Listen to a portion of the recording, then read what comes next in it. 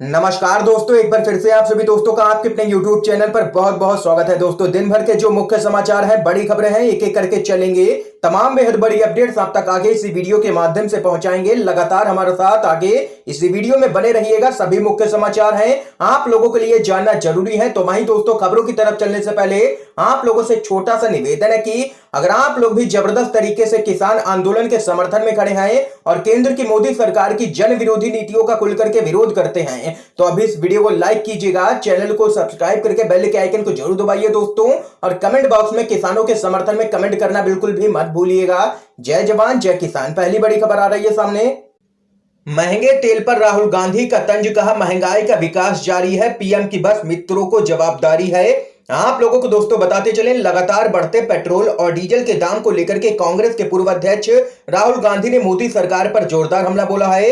आप लोगों को बता दें कि आधे से भी ज्यादा देश में पेट्रोल की कीमतें 100 के आंकड़े को यहां पर पार कर चुकी हैं और वहीं कुछ जगहों पर डीजल भी शतक लगा चुका है। राहुल गांधी ने ट्वीट किया, महंगाई का विकास जारी है, अच्छे दिन देश पे भारी हैं, पीएम की बस मित्रों को जवाबदारी है। ये यहां पर राहुल गांधी ने तंज कसा है और बढ़ती हुई पेट्रोल, डीजल और रसोई गैस की कीमतों को लेकर के प्रधानमंत्री मोदी की सरकार को घेरा है और किया है जोरदार हमला। एक और बड़ी खबर आ रही है सामने निकल के दोस्तों।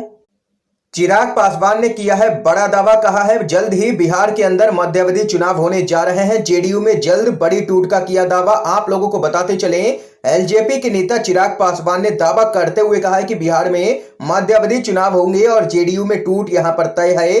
बेगूसराय में पत्रकारों से चर्चा करते हुए चिराग पासवान ने कहा कि मुख्यमंत्री नीतीश कुमार ने केंद्रीय मंत्रिमंडल के विस्तार में भी अपनों को धोखा दे दिया है और सिर्फ यहां पर आरसीपी सिंह को ही मंत्री बनाया है, ललन सिंह को किनारे कर दिया है मुख्यमंत्री नीतीश कुमार ने। उन्होंने कहा है कि नीतीश कुमार लालू यादव और प्रधानमंत्री नरेंद्र मोदी तक को धोखा दे चुके हैं।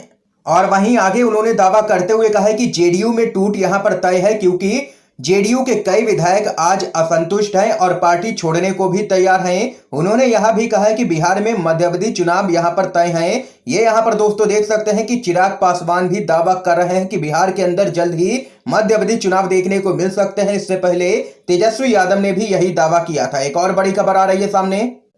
पश्चिम बंगाल से दोस्तों बड़ी खबर सामने निकल के आ रही है। बीजेपी के नेता शुभेंदु अधिकारी की बढ़ी हैं मुश्किलें, पूर्व सुरक्षा गार्ड की पत्नी ने दर्ज करवाया है मामला।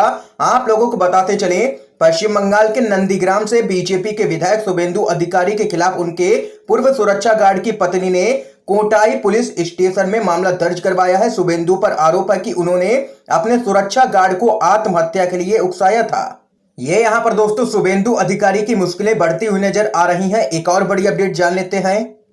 गंदी जबान से राम का नाम मत लेना, पूर्व आईएएस सूर्य प्रताप सिंह ने योगी आदित्यनाथ पर साधा है निशाना। सोशल मीडिया पर योगी आदित्यनाथ की हुई है किरकिरी, क्या कुछ है पूरा मामला जान लेते हैं। उत्तर प्रदेश में ब्लॉक प्रमुख चुनाव के लिए नामांकन दाखिल हुए। आप लोगों को बताते चले, इस दौरान कई जिलों में हिंसा, जवाब में यहां पर लाठीचार्ज से लेकर के प्रत्याशी के अपहरण और पर्चा छीनने की बात सामने निकल के आई है। बीजेपी नेताओं की खुलेआम गुंडाई देखने को मिल रही है। कई जगह पर दो गुटों में बवाल बढ़ने पर पुलिस को लाठीचार्ज भी करना पड़ा है। और वहीं लखीमपुर जिले से एक वीडियो सामने निकल के आया है, जिसमें देखा जा सकता है कि कुछ लोग सपा प्रत्याशी की महिला प्रस्तावक की बीच सड़क पर साड़ी खींच रहे हैं। इस वीडियो पर लोग सोशल मीडिया पर योगी सरकार पर निशाना भी साध रहे हैं। इस वीडियो पर पूर्व आईएएस सूर्य प्रताप सिंह ने योगी आदित्यनाथ पर जोरदार हमला बोला है। उन्होंने ट्वीट करते हुए लिखा कि महिला की साड़ी खींचने वालों, अपनी गंदी जबान से आज के बाद मर्यादा पुरुषोत्तम का नाम तक मत लेना। उनके इस ट्वीट पर लोग अपनी प्रतिक्रिया भी दे रहे हैं। एक यूजर ने ट्वीट किया, सत्ता में बैठे लोग सिर्फ राम जी का नाम बदनाम कर रहे हैं, पता नहीं भगवान राम इन्हें माफ कैसे करेंगे। और वहीं एक यूजर ने कमेंट किया कि अगर राम राज में ऐसा ही होता है और इसी राम राज की बात हो रही थी तो धिक्कार है ऐसे राम राज्य पर। और एक अन्य यूजर ने योगी सरकार और बीजेपी सरकार पर निशाना साधते हुए ट्वीट किया और कहा कि समझ में नहीं आता कि इतना सब कुछ देखने के बाद भी इस देश की जनता की आत्मा मर कैसे गई है, खामोश क्यों है। ये यहां पर दोस्तों देख सकते हैं कि अब ये मुद्दा तूल पकड़ता ही जा रहा है और वीडियो सोशल मीडिया पर है जबरदस्त वायरल और योगी सरकार की हो रही है खिंचाई। एक और बड़ी खबर जान लेते हैं दोस्तों। मोदी कैबिनेट के विस्तार से जेडीयू में दरार की सुगबुगाहट हुई है तेज। आप लोगों को बताते चलें, केंद्र की मोदी सरकार के कैबिनेट विस्तार से देश को क्या फायदा नुकसान होगा ये तो बाद में ही पता चलेगा, लेकिन तत्काल असर ये हुआ है कि बीजेपी के सहयोगी जेडीयू में दरार की सुगबुगाहट सुनाई देने लगी है। इसके साथ ही बीजेपी और नीतीश कुमार के संबंधों में भी खटास बढ़ने की चर्चा है, जिसको लेकर के चर्चा है कि आने वाले दिनों में बिहार की राजनीति में बड़ी हलचल देखने को मिल सकती है। दरअसल बिहार के मुख्यमंत्री नीतीश कुमार एक दिन पहले हुए मोदी सरकार के कैबिनेट फेरबदल से नाखुश बताए जा रहे हैं। दरअसल कैबिनेट विस्तार में उनकी पार्टी जेडीयू को सिर्फ एक मंत्रालय ही दिया गया है। जेडीयू से केवल आरसीपी सिंह को ही शामिल कर उन्हें इस्पात मंत्रालय में जगह दी गई है, लेकिन नीतीश कुमार ने उन्हें सोशल मीडिया पर सार्वजनिक रूप से बधाई तक नहीं दी है। राजनीतिक विश्लेषकों का मानना है कि जेडीयू कम से कम 2 कैबिनेट मंत्री पद चाहता था, एक आरसीपी सिंह के लिए और दूसरा नीतीश कुमार के सहयोगी यहां पर ललन सिंह के लिए। जैसा कि मोदी ने सिर्फ आरसीपी सिंह को ही शामिल किया है, इसलिए वहां नहीं चाहते थे कि ललन सिंह यहां पर नाराज हो और यहां पर सीधे तौर पर अब बैकफुट पर नजर आ रहे हैं मुख्यमंत्री नीतीश कुमार। तो वहीं दोस्तों एक और बड़ी खबर की तरफ चलते हैं।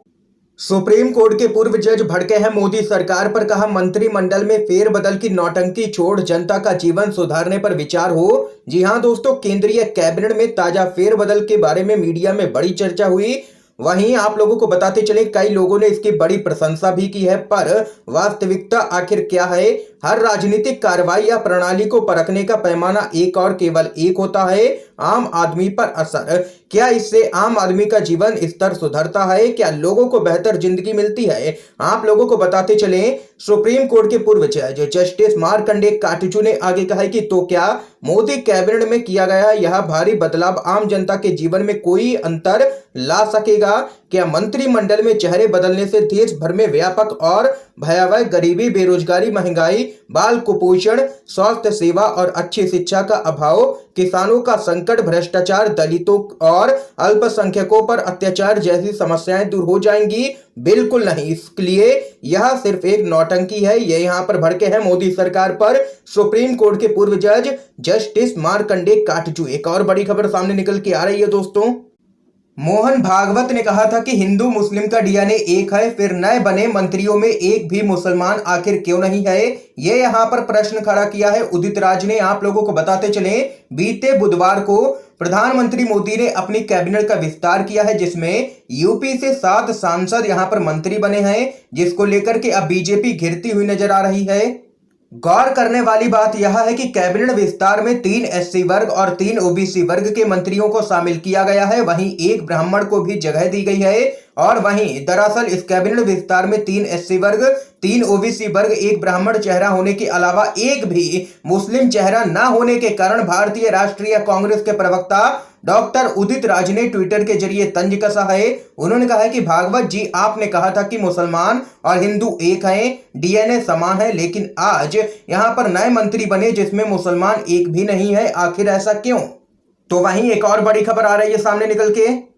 ब्लॉक प्रमुख चुनाव में हिंसा पर बोले अखिलेश यादव, बीजेपी ने यूपी में कानून व्यवस्था को बनाया है बंधक। आप लोगों को बताते चले समाजवादी पार्टी के राष्ट्रीय अध्यक्ष अखिलेश यादव ने कहा है कि उत्तर प्रदेश में कानून व्यवस्था को भाजपा ने बंधक बना लिया है।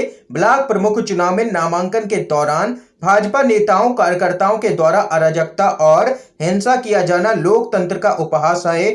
सत्ताधारी भाजपा के लोग सरेआम लोकतंत्र का गला घोंट रहे हैं और पुलिस प्रशासन लोकतंत्र की हत्या के समय मूक दर्शन बना तमाशा देखता रहा।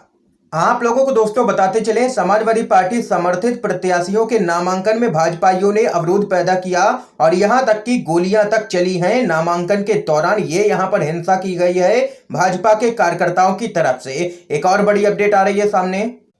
कृषि मंत्री को राकेश टिकैत का करारा जवाब, बोले तीनों ही कानून सरकार ले वापस, एमएसपी पर नहीं हो रही है खरीद। आप लोगों को बताते चले किसान आंदोलन के नेता राकेश टिकैत ने सरकार से फिर कहा है कि वह तीनों ही कृषि कानून वापस ले। टिकैत ने कहा है कि इससे कम पर आंदोलनकारी किसान नहीं मानेंगे। उन्होंने आगे कहा है कि मांगे पूरी ना होने तक किसानों का आंदोलन लगातार जारी रहेगा। आपको बता दें कि टिकैत का बयान केंद्रीय मंत्री नरेंद्र सिंह तोमर की अपील के बाद आया है, जिसमें उन्होंने आंदोलन खत्म करने का आग्रह किया था। कृषि मंत्री ने कहा था कि यहां पर किसान अपना आंदोलन वापस लें, लेकिन यहां पर उन्होंने दो टूक यह भी कहा था कि कृषि कानून रद्द नहीं किए जाएंगे, और जिसको लेकर के राकेश टिकैत भड़के हैं। ये यहाँ पर दोस्तों आज की समय की तमाम बेहद बड़ी खबरें थी जो हमने आप लोगों तक पहुंचाई हैं। अगर आप लोगों को ये वीडियो पसंद आया हो तो लाइक कीजिएगा, शेयर कीजिएगा। वीडियो देखने के लिए आप सभी दोस्तों का बहुत बहुत धन्यवाद।